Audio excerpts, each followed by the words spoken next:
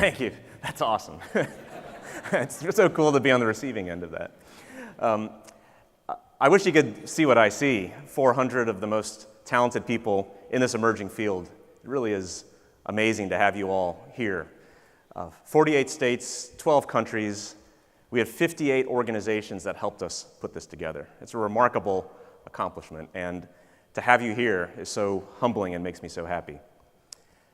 We're meeting at a time when the world feels a bit anxious. It feels a bit rudderless right now.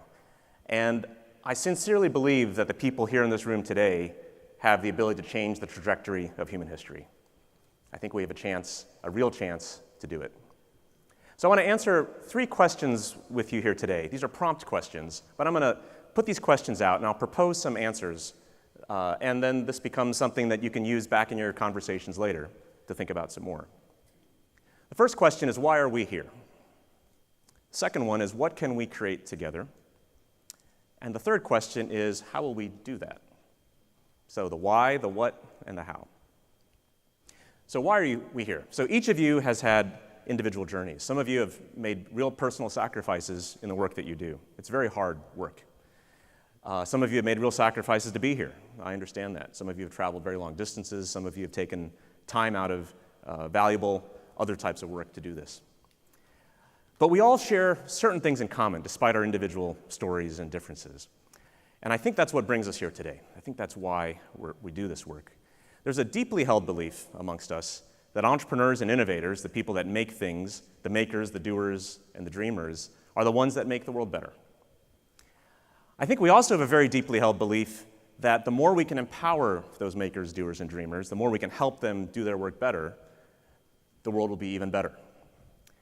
And I think there's something else too, though, which makes this group especially unique, which is that we believe something else, which is the best way to empower the makers, doers, and the dreamers is by surrounding them with human relationships, by giving them the environments in which to thrive, which depend entirely on the people that surround them. And that's a very different perspective. That's what we talk about, and that's why we do this work. But we've been doing this work, and we've been doing it largely on our own. It's a pretty lonely sport we're engaged in. But this is a chance for us to come together and to find that lost tribe. It's not an accident this event is in Kansas City or that Kauffman is in Kansas City. 150 years ago, this was the trailhead for the American frontier. It was the trailhead for the American dream. So people would come to this town, and they would saddle up, they would buy supplies, they would load up wagons, they would find each other. They would form together wagons of 100 wagons or more, heading west into the unknown, 2,000 miles, 6 months, bring your kids along, you don't know if you're going to live, that kind of stuff. Kansas City was the launch point for that kind of stuff. Just people looking for a better life. 150 years later, we're meeting back here again, looking for that next American frontier, trying to find what we can do next, what we can solve next together. This is a special place and a special moment in time, and it's a unique place for us to talk about this. In fact, I moved here a year ago, and I actually live 1 block away from the original California Trail. If you look back on you look at Silicon Valley and you trace the cultural roots back in time, they all point to this place. I sincerely believe that we actually are here to reinvent the economy as we know it. I think we've got a fighting chance to do that. And we, therefore, are the makers, the doers, and the dreamers that empower all those other makers, doers, and dreamers. And so I think for a long time, we've been doing this work and been wondering, well, when is someone going to lead this? You know, when are we going to get permission to actually do this work the way we'd like to do it? And what I'd like to offer to you is this, which is that you are the leaders you've been waiting for. The people here in this room are the ones who are going to take this work forward. No one's going to give you permission. No one's going to give you an instruction manual. We have to build this together. We are the co-architects of this new world. So the second question, what can we create together?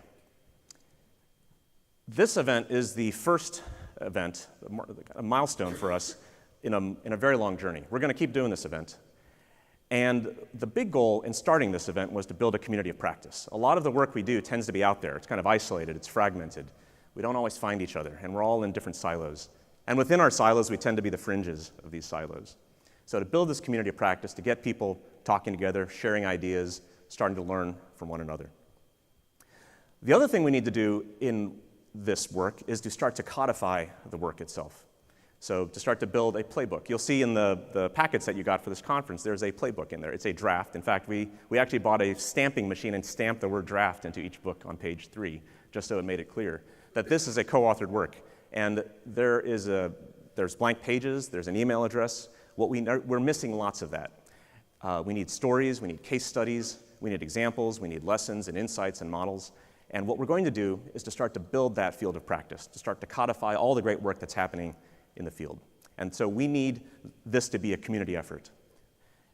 This is a first step in a long journey, but that community of practice, building the practical tools of implementation, the metrics and the models, and the insights that will power this are critically important.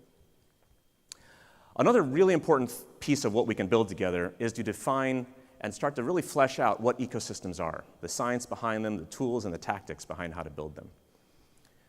I'll offer you a few thoughts on where I think some of this is going. And this is based off of work I've been doing for a long time now around rainforests, and specifically around biological systems and how natural systems are like human systems. So when we talk about rainforests, we also contrast them with farms and the nature of all types of natural systems. So if you think of the way most people think of the economy and business is in terms of farming. So it's production. You have a crop you want to grow, and your goal is you just want lots of crops for as cheap as possible. You want to harvest crops efficiently. And if there's a weed that grows on that farm, what do? Well, you kill the weed. You don't want weeds. Weeds are not the crops you're looking for. But those are the outliers. In rainforests, in natural rainforests, what's a weed? Well, everything's a weed. Right? You never know if that new plant sprouting out of the ground is going to become the most valuable plant in the entire forest. You just don't know at the beginning. And so that's the difference between farms and rainforests. On farms, you harvest crops. In rainforests, you nurture weeds.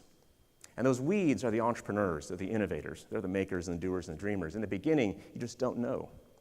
Mr. Kauffman was like that. He started his business in the basement with $5,000, grew into a $6 billion company a few decades later.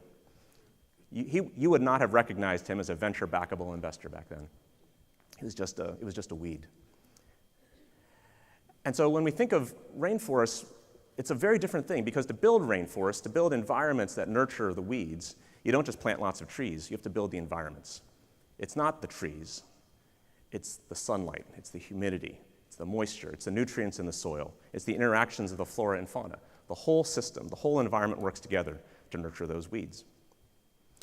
When we look at rainforests, we also find certain things that become intuitive once you start to observe them for a while, which is that as weeds turn into crops, as things that are unpredictable turn into things that we want to harvest and become predictable, we discover certain behavioral patterns of the people, so those human relationships that start to drive systems change.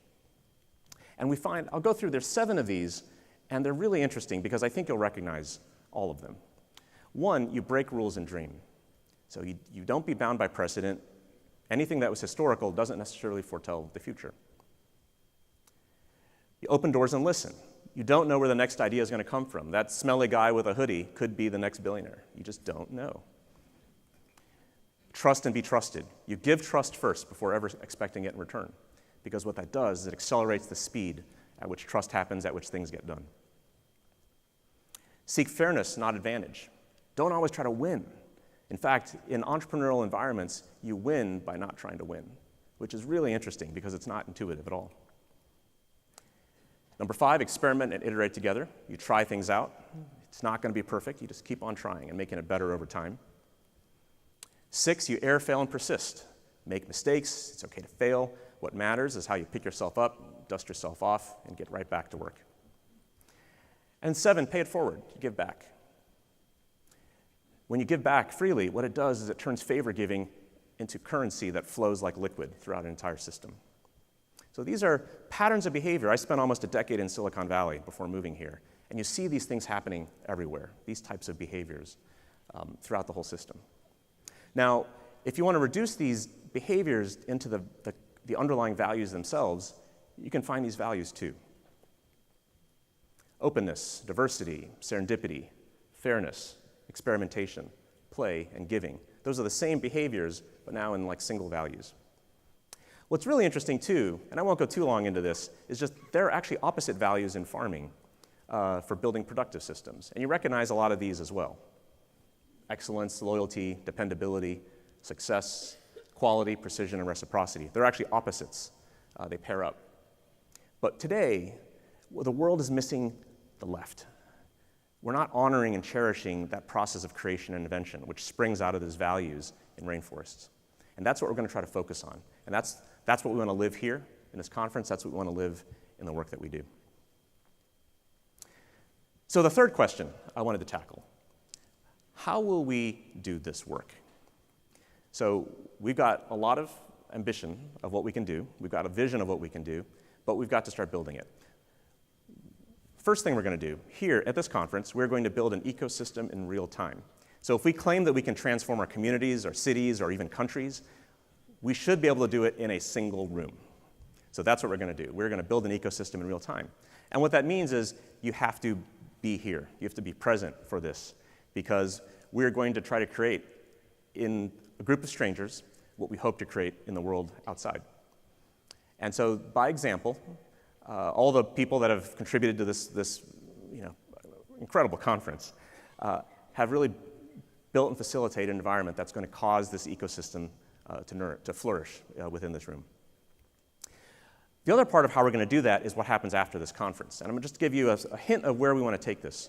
With all the ideas you start to build in this conference and all the things that you contribute back to each other and back into the work, we're going to start to codify this work. So we're going to start to build this community. We're going to start to collect the stories and the case studies and the insights and the learnings you have out there. And we're going to create ways for you to share them better and better. This is going to be a long journey for us, but that's where we're going to start to take this. So we're going to build it, but it's really up to you. It's each of you that does this work. You guys are the ones that are out in the field taking the risk and doing this work. And we cannot do this alone at Kauffman. We have to do this with you, and we depend on you to do this great work.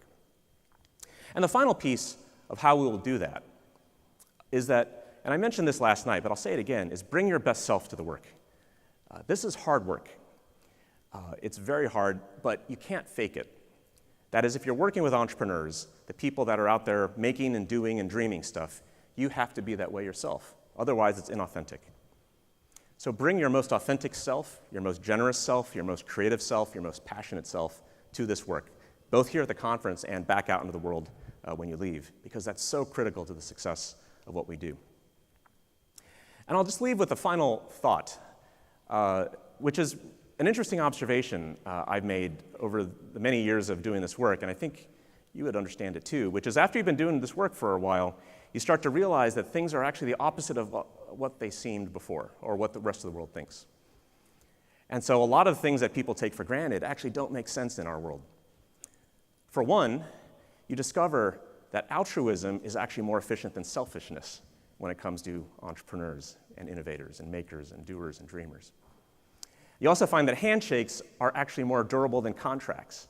That is, the relationships you can build with people and the bonds you create with them actually have more enduring capacity than something that's legally scripted out. And perhaps the most interesting thing is that those silly things that people make fun of, like trust and dreams and love, they actually do power the world.